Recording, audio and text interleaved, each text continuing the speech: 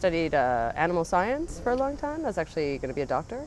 And then I switched and took some time off and then went back to school for film and did I was a first AD, and then I actually started out in post as a second assistant, online production. So I was an online editor. And then I also did light design, so I did off-Broadway and Broadway shows. And then I went into advertising. Probably what's always been my strength is having really unique vendors. How I like to work is more of a collective. So I like to kind of pick people. And a lot of times it's different ranges of backgrounds. It's not just because I know them or they're a friend or whatever. A lot of times I just try to work with the best people. And when you kind of put that vibe together, magic kind of happens.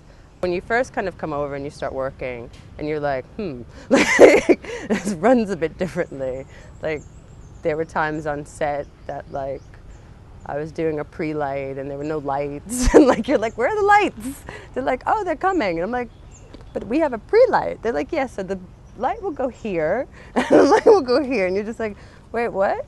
No. But you kind of see that it's okay. Just breathe and it's gonna be fine. I don't question the culture. It's more I like to experience it and I get excited by it. So I think when you're open in that way, in that space, there's a lot more ability to get the best creative out of someone when you're not constantly oh, that's different, oh, that's different, oh, that's different. Because then it makes people feel strange. In Asia, there's a bit shyness, where I think New Yorkers especially are known for direct, that's our specialty. But so at the same time, you have to kind of understand that, and then understand the role as a producer is you do have to be direct. It's not, we need to, if the light's going down, we need to shoot now. It's not, we have to get everything today. So you just kind of sort out and figure out the best way to communicate that. In general, creative in Vietnam, everyone's quite crafty. You have traditional art that's gone back thousands and thousands of years. So the skill set of art design and stuff is quite lovely. Thai has that quirky kind of sense of humor, and Japan has China has a lot of sound effects and shiny things and stuff.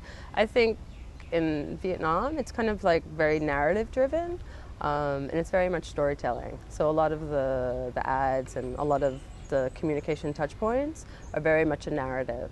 I love Asia, so I mean, for me, it's my home. So I mean, whether it's Vietnam or Singapore or wherever, but I mean, I love the region.